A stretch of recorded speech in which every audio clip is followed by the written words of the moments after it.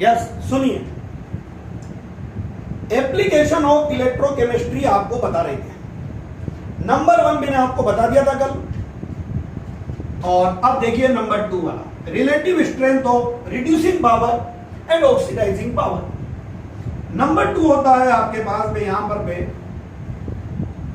Predict the feasibility और spontaneity of a chemical reaction using electrode potential. आपके question दे रखा है ये 3.80, और कोइंसिडेंटली आप देखिए आपका आज ही रिवाइज्ड सिलेबस आया और उसके अंदर में उन्होंने कुछ कोर्स कम कर दिया, तो उसमें जो अभी हमने नहीं पढ़ाया वही कम हुआ है। तो अच्छा, आपके तो जो पढ़ाया था हेलो एल्केन हेलो एरीन पूरा वो का वही है, उन्होंने केवल यूज टाइम जो हमने वैसे ही नहीं पढ़ाए थे आपको, वो तो आखिरी में आपको शीट देते। एल्कोहल फिनोल इधर सब रखी रिएक्शन, केवल यूज हटाए, और इस वाले चैप्टर में आखिरी में से सेल हटाए हैं, तो वो आपको अभी पढ़ाए नहीं है, तो आखिरी में रह जाएंगे, और ये सब आपके कोर्स में ये नहीं हटाए, तो ध्यान लगाना और पढ़ना।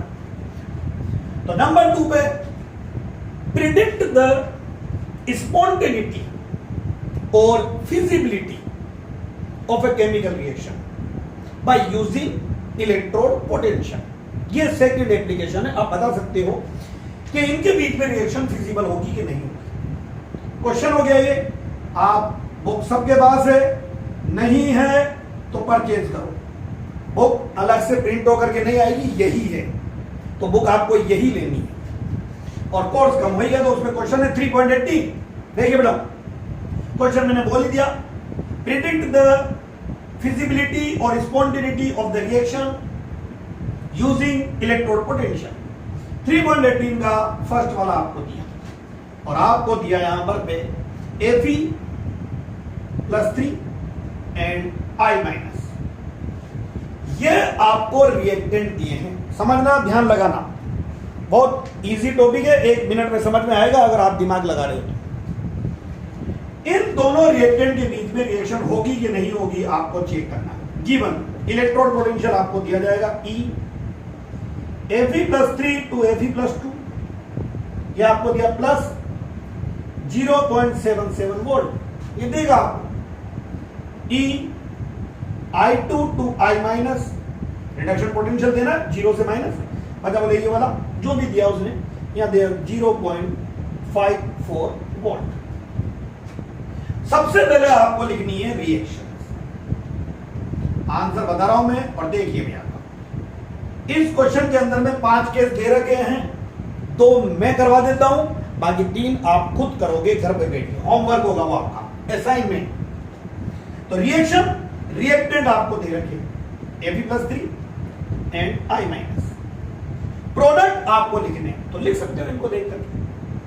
ये दोनों आपको बताए दे रखे रिडक्शन पोटेंशियल, पर आपको बताया दोनों स्पीसीज तो रिड्यूस नहीं होगी, वो तो मैंने पहले क्लियर कर दिया कि आपको रिडक्शन पोटेंशियल दिए हुए हैं, पर एक स्पीसीज तो ऑक्सीडाइज होगी, पता चल जाएगा अभी कौन होगा।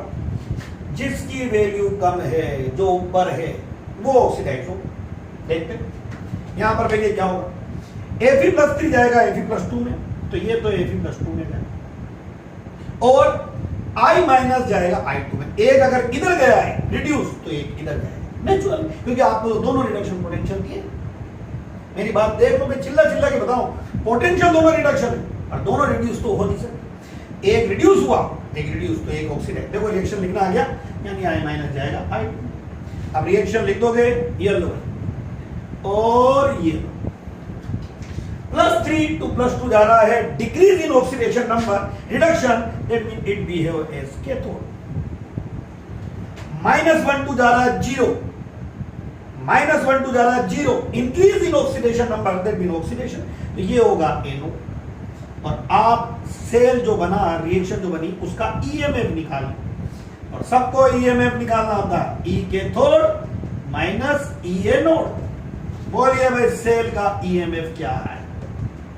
कैथोड ये रहा, तो इस Fe वाले का plus 0.77 volt minus anode I-2I2, I-2I2 इसका ये रहा रिडक्शन पोटेंशियल, वैल्यू तो आपको रिडक्शन पोटेंशियल लिखना है, भले ऑक्सीडेशन हो रहा हो, तो ये वैल्यू प्लस 0.54 वोल्ट, तो सेल का reduction potential plus 0.77 minus plus minus 0.54 volt, EMF of the cell plus बड़ा है 7 में से 4 माइनस हुआ 3 और ये 20 वोल्ट। आखिरी में डायलॉग बोलो क्या लिखोगे, तो आखिरी का फाइनल डायलॉग आएगा यहां पर पे नीचे, EMF of the cell reaction, EMF of the cell reaction is positive, और आपको पता है अगर EMF पॉजिटिव है तो cell reaction will be feasible, FEASIBLE feasible, अपने आप होना, पॉसिबल है कि नहीं है रिएक्शन, तो फिजिबल है, स्पॉन्टेनियस। तो यहां आखिरी में लिखोगे EMF of the cell is positive, value से कुछ मतलब नहीं है हमें, so cell reaction will be feasible. ये लो आंसर आ गया, पूरा 1 मार्क्स मिलेगा आपको इतना टाइप करने में। एक और हम आपको देते हैं, वो अब आप करोगे। ये तो था इसका फर्स्ट, और थोड़ा सा भी समझ जाना, तो ये एप्लीकेशन हो गया। देन स्लाइड, इसी का थर्ड दे रखा है आपको Fe+3 and Br minus. Question है इन दोनों के बीच में रिएक्शन फिजिबल होगी कि नहीं होगी, चेक करते हैं। आपको दिया है इलेक्ट्रोड पोटेंशियल, ये इलेक्ट्रोड पोटेंशियल Fe+3 Fe+2 ये आपको दिया वही 0.77 वोल्ट, ये दिया हुआ है। Electrode potential Br2 Br minus ये दिया है 1.09 वोल्ट, ये भी आपको दिया हुआ है, हो गया। देखा, चेक करते हैं। आप सबसे पहले लिखोगे रिएक्शन, दोनों के बीच की रिएक्शन, रिएक्शन लिखना आपको मैंने सिखाई दिया। रिएक्टेंट आपको दे रखे हैं Fe+3 Br माइनस, स्पीड कम कर रखी है ताकि समझ में आए, Fe+3 Br माइनस, और आपको पता है यहां से रिएक्शन होगी, तो Fe+3 ये तो जाएगा Fe+2 में, दिख रहा है, और Br माइनस जाएगा Br2 में, ये Br माइनस Br, हाँ Br, ये रिड्यूस, और ये -1 to 0 ऑक्सीडाइज, +3 to +2 11 पे पढ़ा हुआ है decrease in oxidation number, that is reduction, और ये -1 to 0 ऑक्सीडेशन नंबर तो देखना आता ही होगा, किसी बच्चे को नहीं आता हो तो वो बोलना, उसको फिर सिखाएंगे। -1 to 0 increase in oxidation number, -1 से 0 इंक्रीज ऑक्सीडेशन, तो जो डिक्रीज हो रहा है ये तो हो गया रिडक्शन, तो केथोड, जो इंक्रीज हो रहा है ऑक्सीडेशन तो वो वाला हो जाएगा एनो, और आप सेल का EMF निकाल लो, E cathode minus E anode, पूरा लिखना आप लोग। EMF of the cell cathode ये रहा, इसकी value plus 0.77 minus anode Br plus 1.09 volt, EMF of the cell plus 0.77 minus plus minus 1.09, बड़ी डिजिट कौन है, माइनस, तो माइनस आएगा, 9 में से 7 2 माइनस हुआ तो 10 में से 7 3 0, और ये आ गया, और डायलॉग बोलो, क्या बोलोगे बेटा, दिख रहा है आंसर बोर्ड में, EMF of the cell is negative, EMF of the cell is negative, so cell reaction will not be physical, हो ही नहीं सकता, क्योंकि आपको पता है करंट माइनस में कैसे होएगा, किसी जगह पे अगर करंट का फ्लो हो रहा है तो हो रहा है प्लस, और नहीं हो रहा है तो पता ही नहीं बोलेगा सर माइनस, नहीं हो रहा है तो 0, माइनस में करंट कैसे हो सकता है, तो यहां तो माइनस में EMF आ रहा है, यानी इन दोनों के बीच में सेल रिएक्शन फिजिबल नहीं होगी, होगी नहीं ये भाई, और बाकी के जो आप दे रखे हैं वो आप लोग कर लेना, ये मेरे एप्लीकेशन में आपको समझा दिया। देन इसके बाद आता है थर्ड एप्लीकेशन में, थर्ड एप्लीकेशन के अंदर में बहुत अच्छा आपको क्वेश्चन दे रखा है, देखा देखते हैं कि क्या होता है। थर्ड एप्लीकेशन, इसमें आप ये पता लगाओगे कि किस कंटेनर में आप कौन सा सॉल्यूशन रख सकते हो, किस कंटेनर में कौन सा सॉल्यूशन रख सकते हो। क्वेश्चन दे रखा है, can we store copper sulphate solution in iron container, can we store copper sulphate solution in iron container. तो आपको रिएक्टिविटी पता है, दैट मीन इलेक्ट्रोकेमिकल सीरीज पता है, आपको पता है ऊपर वाला मोर रिएक्टिव है और नीचे वाला लेस रिएक्टिव है। और ये तो आप लोग 10th के फर्स्ट चैप्टर में पढ़ लेते हो, displacement reaction, more reactive metal displace less reactive metal from their salt solution. Salt solution जो है उसमें से लेस रिएक्टिव को डिस्प्लेस करेगा। तो आपको बोला है कि आयरन का कंटेनर और आपने कॉपर सल्फेट रख दिया, तो आपको पता है सीरीज में आयरन ऊपर आता है, कॉपर नीचे आता है। That mean iron is more reactive than copper, iron is more reactive than copper. तो आप आंसर में बोलोगे in electrochemical series iron lie above copper, that is iron is more reactive than copper. So iron displace less reactive copper from their salt solution, और displace करेगा तो ये तो बना लेगा FeSO4 और कॉपर को डिस्प्लेस कर देगा। That is we can not store copper sulphate solution in iron container. हम आयरन के कंटेनर में कॉपर सल्फेट जो है उसको रख ही नहीं सकते। आयरन के कंटेनर में आप कॉपर जो है उस सल्फेट का सॉल्यूशन नहीं रख सकते। नंबर 4 एप्लीकेशन, ये भी इसी पे बेस्ड।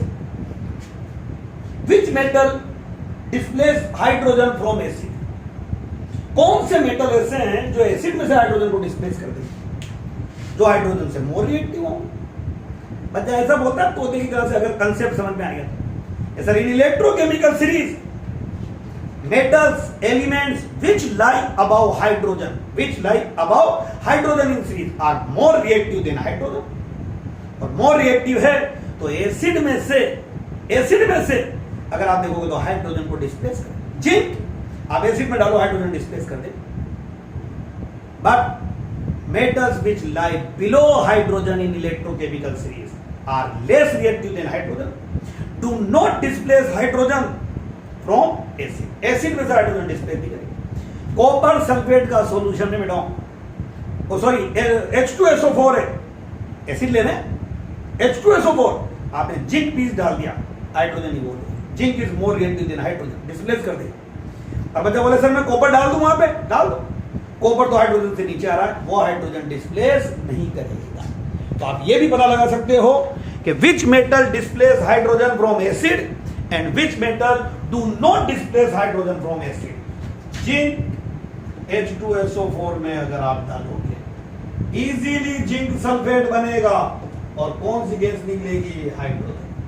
कॉपर अगर आप H2SO4 में डालोगे तो यहां हाइड्रोजन गैस इवॉल्व नहीं होगी, ना तो सल्फर डाइऑक्साइड इवॉल्व होगी। इस केस में पढ़ाएंगे पी ब्लॉक में, हाइड्रोजन इवॉल्व नहीं हो सकती because copper is less reactive than hydrogen। ये तो हाइड्रोजन से लेस रिएक्टिव है। इलेक्ट्रोकेमिकल सीरीज में नीचे आ रहा है, इलेक्ट्रोकेमिकल सीरीज में नीचे आ रहा है, ये हाइड्रोजन एसिड से हाइड्रोजन डिस्प्लेस नहीं करेगा। और अब आपके इलेक्ट्रोकेमिकल सेल का लास्ट पार्ट आता है, और इलेक्ट्रोकेमिकल सेल बोर्ड ने बिल्कुल भी हटाया नहीं, एक पार्ट भी नहीं हटाया। आपके पास सबके पास आ गया वैसे कोर्स, ग्रुप में भी डला हुआ है, देख लीजिए आप लोग, ठीक है।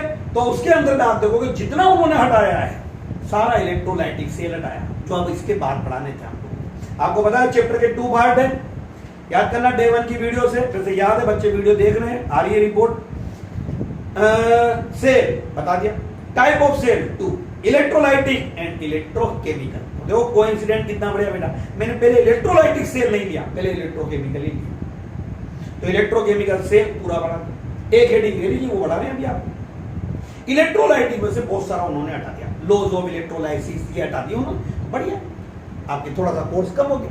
देखिए अब आगे इधर में, तो अब इलेक्ट्रोकेमिकल सेल जो है, आपके जो गैल्वेनिक सेल जो है, उसके अंदर में हमने आपको क्या क्या बताया, कंस्ट्रक्शन ऑफ गैल्वेनिक सेल बता दी, पूरा गैल्वेनिक सेल आपको बनाना बताया। इलेक्ट्रोड पोटेंशियल बता दिया, इलेक्ट्रोड पोटेंशियल बताया। देन इलेक्ट्रोड पोटेंशियल को मेजरमेंट करना, एसएचई और इलेक्ट्रोकेमिकल सीरीज, और इसके एप्लीकेशन हो गए, क्वेश्चन भी हो गया, न्यूमेरिकल भी हो गया। अब इसके अंदर में आता है, इसी में आपके आती है नैनसट इक्वेशन। स्पेलिंग देख लीजिए, साइंटिस्ट का नाम है नैनसट इक्वेशन, NERNST, NERNST, नैनसट इक्वेशन। और देखिए कि क्या होती है नैनसट इक्वेशन। पूरा डेरिवेशन नहीं तो आधा पड़ता तो डेरिवेशन अभी हो ही जाएगा। सुनिए, इससे आप करोगे कि बोलेगे भाई ये इक्वेशन क्यों दी गई, ये इक्वेशन दी गई है to calculate EMF of the cell.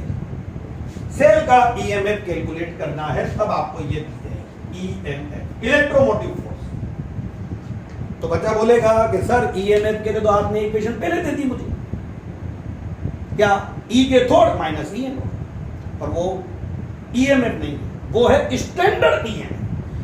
गौर करा होगा आपने, मैंने ई से लिख रहा था तो ऊपर नोट लगा रहा था, अभी मैंने नोट नहीं लगाया, वो स्टैंडर्ड ईएमएफ है, क्योंकि जो इलेक्ट्रोड पोटेंशियल है वो भी स्टैंडर्ड है। तो जब स्टैंडर्ड इलेक्ट्रोड पोटेंशियल है तो उनका डिफरेंस जो आएगा वो भी स्टैंडर्ड इलेक्ट्रोड जो है सेल है, इलेक्ट्रोड जो है वो स्टैंडर्ड जो है आपके पास में पोटेंशियल है सेल का, और आप ले रहे हो। और कंडीशन क्या थी देखो, वहां पर जो सॉल्यूशन लिए थे हमने उनकी कंसंट्रेशन थी 1 जिंक सल्फेट में जिंक रोड, जिंक सल्फेट की कंसंट्रेशन 1 कॉपर सल्फेट में कॉपर रोड, तो कॉपर सल्फेट सॉल्यूशन की कंसंट्रेशन 1 एसएचई में अगर मेजर करा इलेक्ट्रोड पोटेंशियल लिए थे तो एचसीएल 1 तो ये जो आता है स्टैंडर्ड वो तो आता है 1 कंसंट्रेशन। पर अगर कंसंट्रेशन चेंज हो गई, हमने यहां जिंक सल्फेट की कंसंट्रेशन ली है 0.01 m, कॉपर सल्फेट की कंसंट्रेशन ली है 0.001 m, कंसंट्रेशन चेंज तो सेल का ईएमएफ भी change. That mean this equation gives relation between, this equation gives relation between EMF of the cell and concentration of the electrolyte. This equation gives relation between EMF of the cell and concentration of the electrolyte. तो नैनसट equation का main M बच्चा आ जाएगा, इससे EMF निकालोगे आप, और कब, जब इलेक्ट्रोलाइट की कंसंट्रेशन 1 m नहीं है, उसके अलावा कुछ और कंसंट्रेशन। इसके लिए आपको 11 की 3 रिलेशन याद होने चाहिए, जो हम आपको बता दें, क्योंकि कोई भी डेरिवेशन करते हैं तो हम लिखते हैं वी नो दैट, तो ऐसा थोड़ी है कि वी नो दैट के बारे में पूरा बताने लगे, भाई ये जानते हैं। तो यहां पे 11 की नॉलेज के बेस पे आपको देखना है। Consider a cell reaction A B B, ये 3 11 के पॉइंट हर बच्चा याद कर ले। 11 इसके लिए सबसे पहले लिखोगे आप लोग equilibrium constant, equilibrium constant, equilibrium constant के हमने आपको लिखना 11th में सिखा दिया, KP K C, concentration of product over concentration of reactant, सबको आता है, हर बच्चे को केसी केपी लिखना आता है, concentration of product over concentration of reactant. तो C की पावर C याद आ गया होगा, D की पावर D, A की पावर A और B की पावर B। एक तो आपको ये याद होगा। दूसरा पॉइंट जो आपको याद होना था, वी नो दैट डेरिवेशन चल रहा है, relation between Gibbs free energy and standard Gibbs free energy, del G and del G naught. 11 के नोट संभाल के रख रखे होंगे। लेसन नंबर 6 थर्मोडायनेमिक्स, आप अपने नोट्स में देखना, उसमें रिलेशन लिखा हुआ है between del G and del G naught. तो del G is equal to del G naught plus R T log K equilibrium constant. Gibbs free energy, standard Gibbs free energy, R gas constant, T absolute temperature, log e के base पर, log e के base पर, और के equilibrium constant. तो 2 point याद करोगे, consider a cell reaction, then equilibrium constant के, और अगला point, we know that relation between Gibbs free energy and standard Gibbs free energy, Gibbs free energy and standard Gibbs free energy, ये हो गए। अब इनसे आगे का डेरिवेशन चलेगा जो आपको हम नेक्स्ट वीडियो में बताते हैं, पूरा डेरिवेशन इसका। Okay, thank you.